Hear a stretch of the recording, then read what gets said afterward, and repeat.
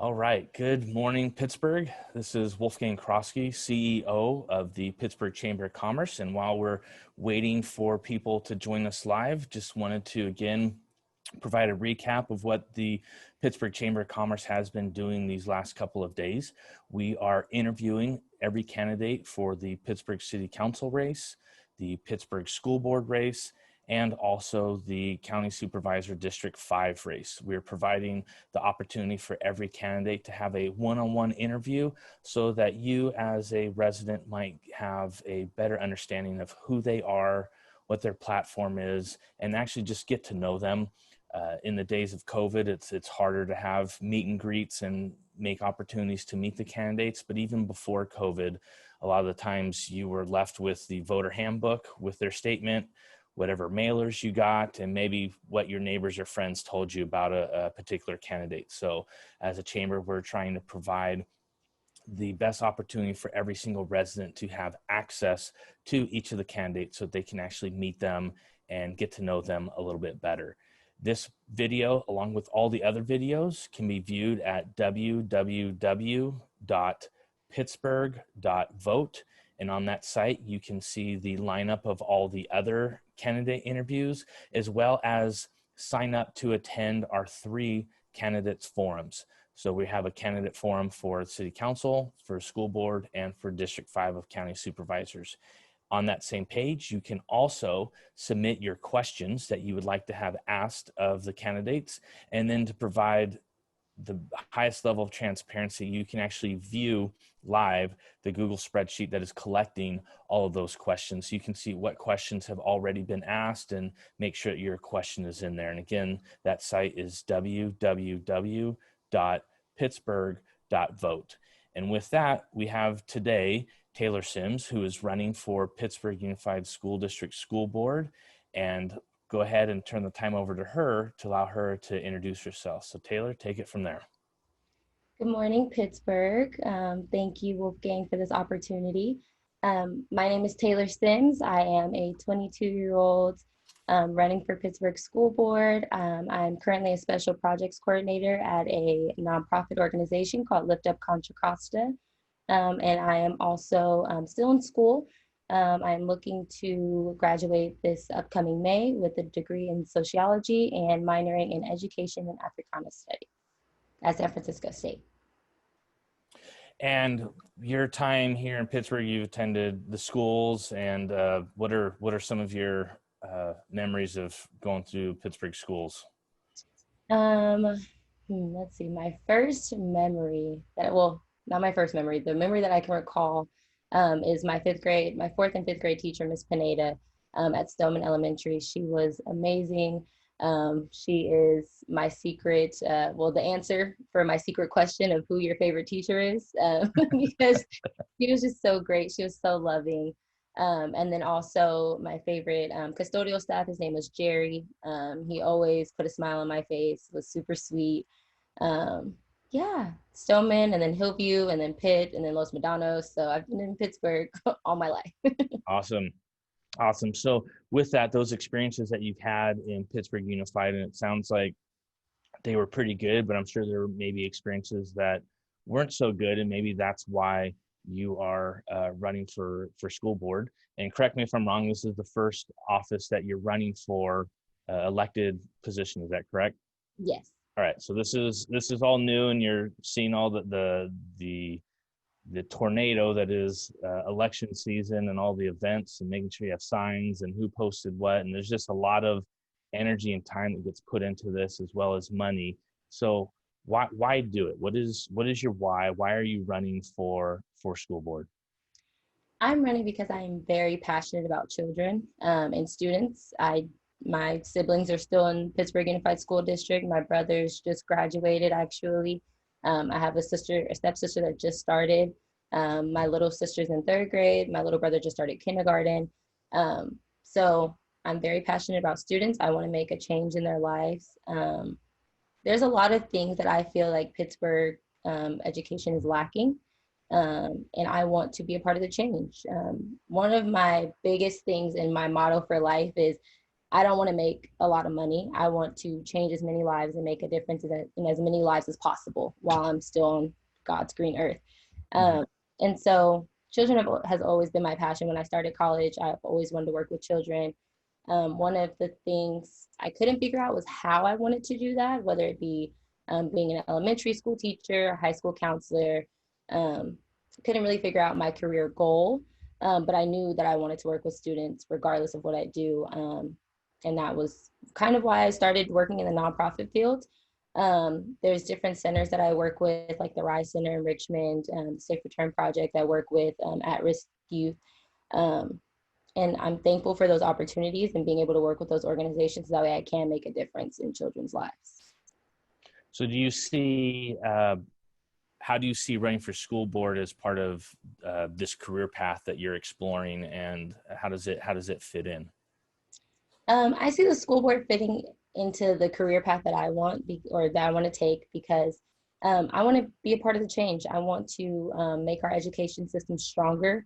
Mm-hmm. I feel like there are things that the school system is lacking in Pittsburgh. For example, life skills classes, CTE courses, ethnic studies.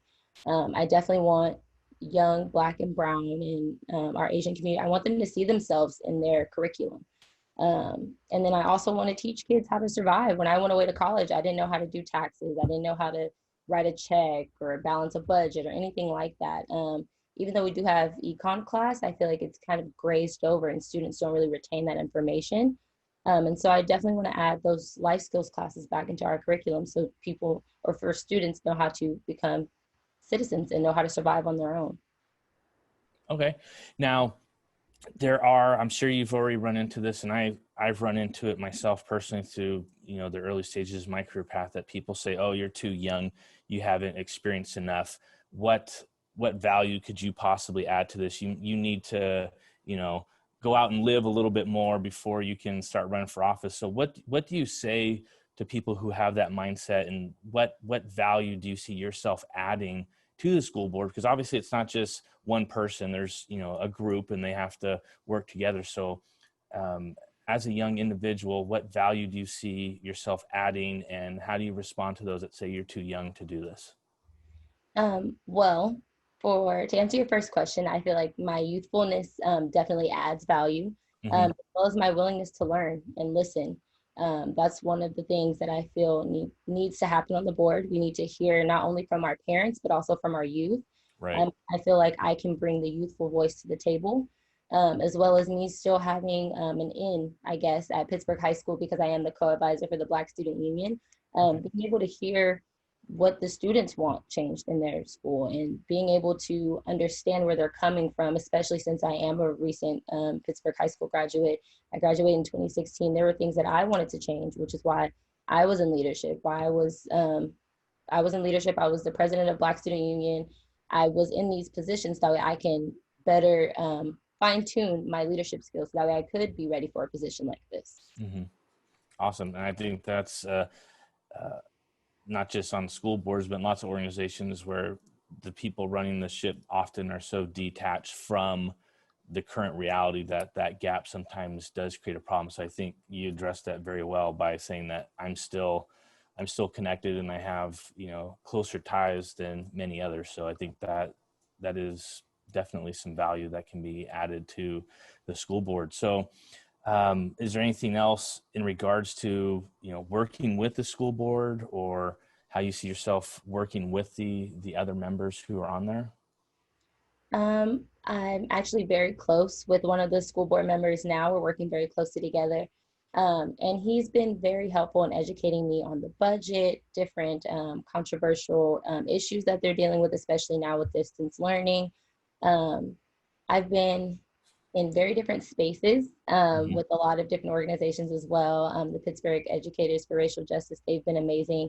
And just being able to connect the school board to, the educators and the people in the community that want to make a difference to see where we can come to a common ground.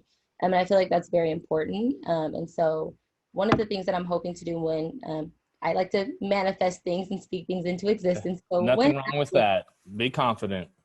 when I'm elected, I'm hoping to be a connector from the school board to the community to home, which is also why I'm a part of a group with First Five called the Ready Set Kids Initiative, looking to figure out how we can bridge home, community, and the school board to better ready our kids for kindergarten, especially Black kids who are um, they're not ready for kindergarten. And we need to get our Black, brown, and low income students, we need to make sure that they are better equipped for our schools.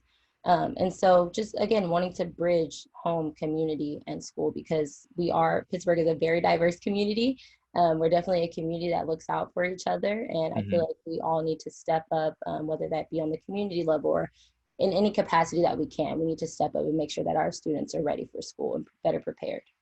Awesome. Now, obviously, in those plans, you're elected and carrying this out. There's going to be different partners that you need to help carry out these visions. And as the Chamber of Commerce, we are a business organization with the primary focus of how do we help businesses be successful and make sure that they thrive and that they're protected.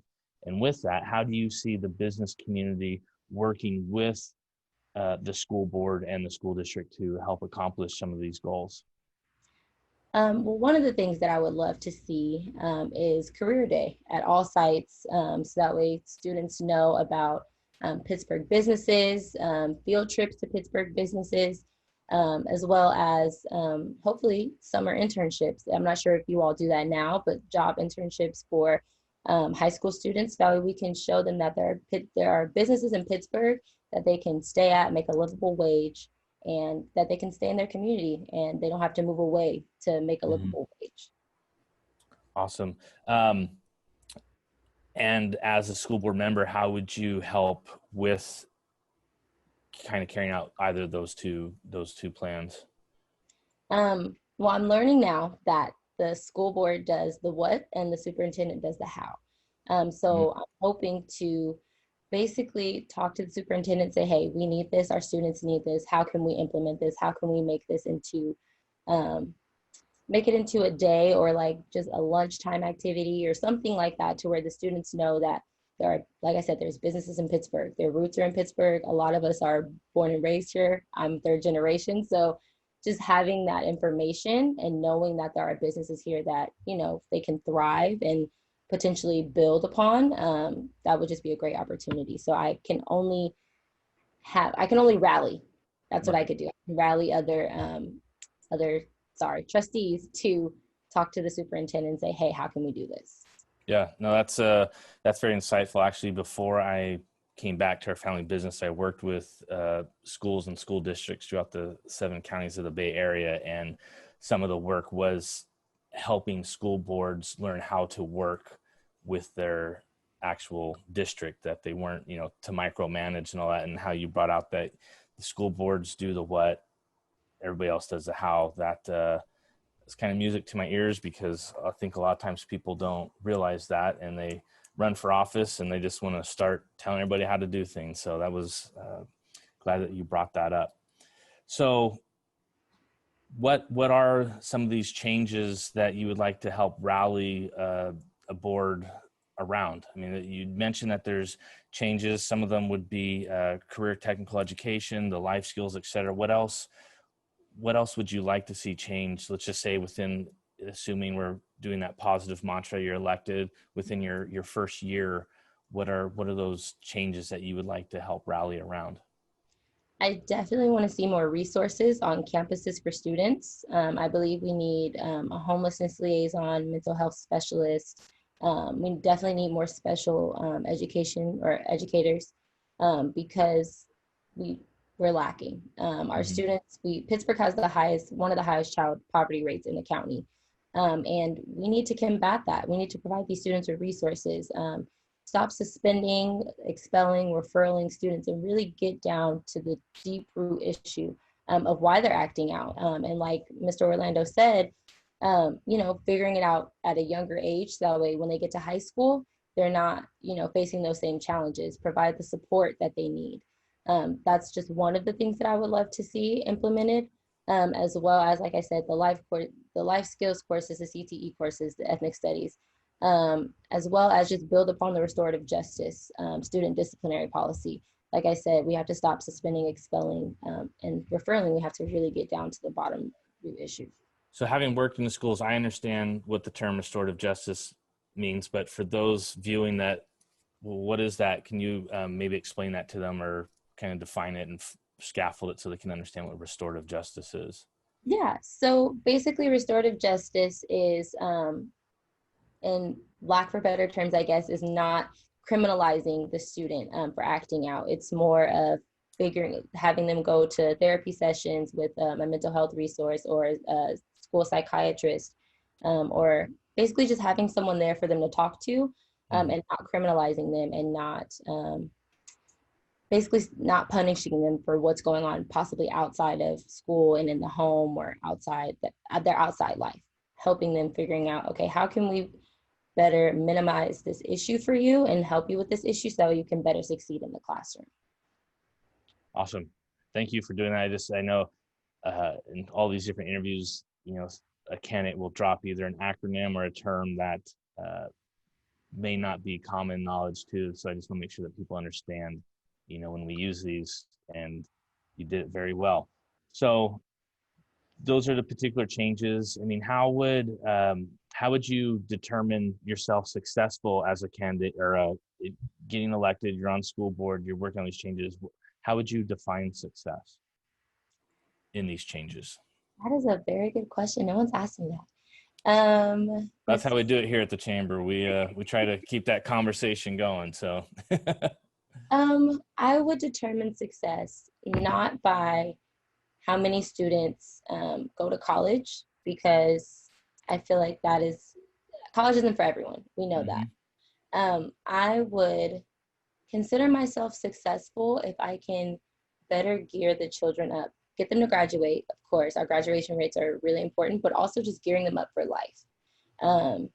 Teaching them, again, how to do their taxes, how to balance a budget, about their credit, teaching them about Pittsburg economics, teaching them that about a livable wage and affordable housing, and helping them better prepare for life and survival.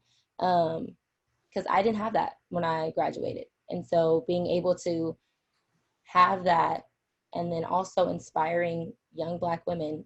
Chanel Scales Preston actually inspired me. When I met her, I was very shell-shocked and starstruck, because I was just— you get her autograph? I didn't get her autograph, but I got okay. But I was just so amazed, because my Aunt Merle, she's the vice mayor. When she ran, I was a little bit younger, so I didn't really understand it. But now that I'm an adult and I was able to see Chanel run, that was so motivational for me, as a young Black woman, knowing I wanted to make a difference in my community, but not knowing how to do it, or being told that I was too young to do anything, that I'm, shut up and listen to your elders, stuff like that. Right. So having her run meant a lot to me. So if I can inspire other young Black women, other people that feel like their voices were silent because they were young, or, they're someone of color, inspiring them to make a difference in their community, that's how I could see myself being successful. That's what I would count as success. I think that's a great answer. So right now we're in unprecedented times, and I think we're all tired of hearing unprecedented times and all the other ways that people are describing the Rona experience. That's how I describe it. And it's definitely impacted schools. There's no doubt about it. Schools have had to totally redesign and how we deliver content, how we provide instruction, how we monitor student learning it's totally different. And that has caused a lot of frustration. Myself, I have 6 kids, 4 of which are in our school age, and we're grappling with that ourselves. And some things work, some don't, but it's just caused a lot of frustrations.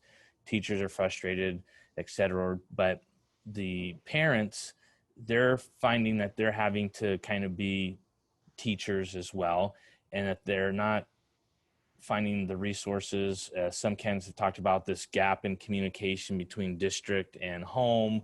Just what do you tell these frustrated parents, and how would you, using your terms again, rally school board members to help with these frustrations? Because it's definitely going more than just 2 weeks to flatten the curve. We're in month 7 now, so what do you tell these parents, and what types of plans are you kind of formulating in regards to distance learning and Corona and the the new school basically?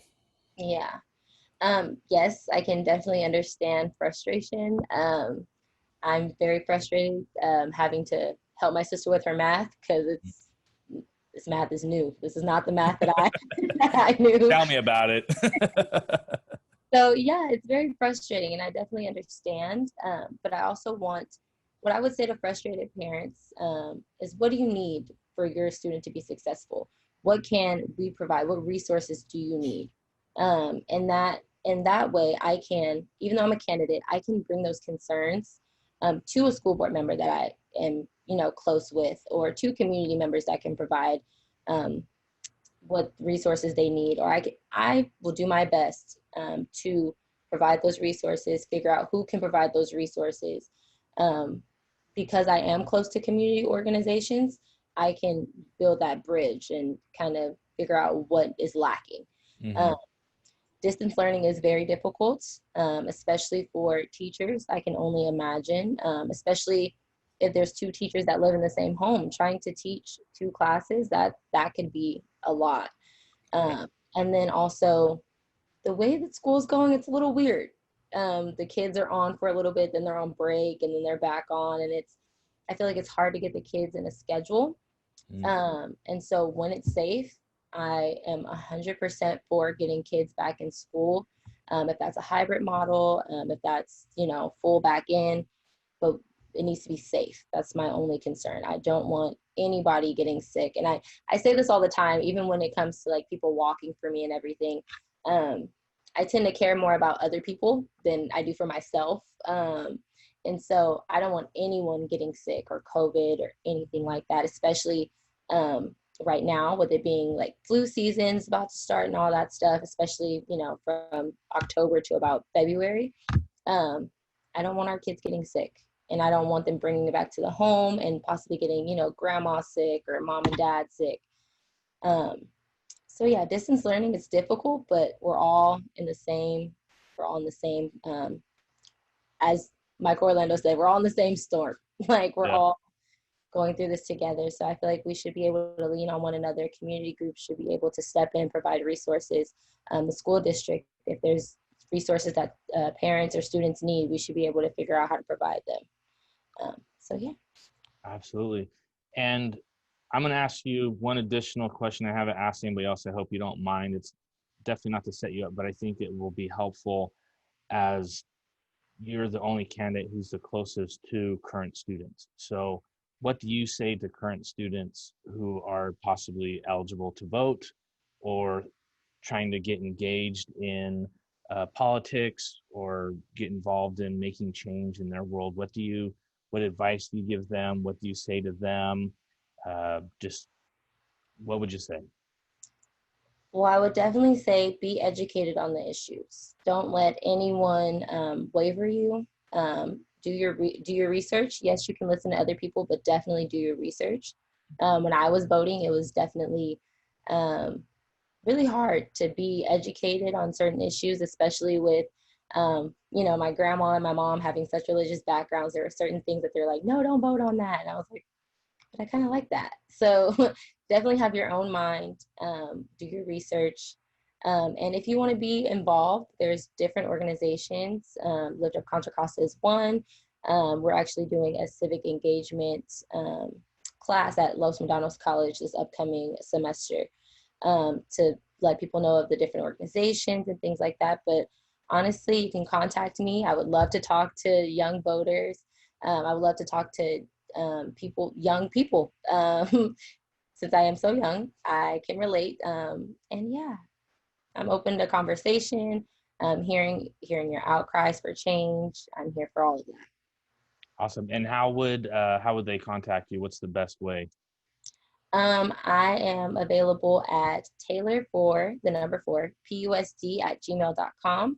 And then also I can comment my number. I don't want to say Yeah. it. No, I'm not expecting you to give private information. Just either your campaign website or your Instagram handle or whatever.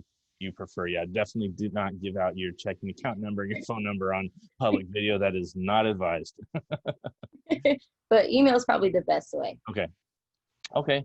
Well, great. Well, I want to thank uh, you, Taylor, for joining us this morning and providing your time in this interview. It's again, as a chamber, we felt it's really important for residents to see who are the actual candidates. And although, an interview isn't going to enlighten an individual to your whole life and what you stand on everything, I do believe it gives an opportunity for people to see, your personality, what's important to you, and get to actually hear directly from you. Some of the other mechanisms out there for candidates are very formal and rigid, and I think this informal feel adds value to that. So I want to thank you for providing your time.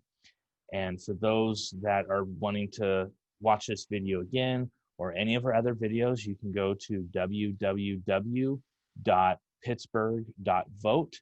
And there you can get links to each of the candidates' Facebook pages, their websites, read their bio, view the videos, register to attend the formal candidates forums for each race, and possibly some more information. You can then also submit questions that will be gathered and used to ask during the candidates forum. So there's a lot of information there.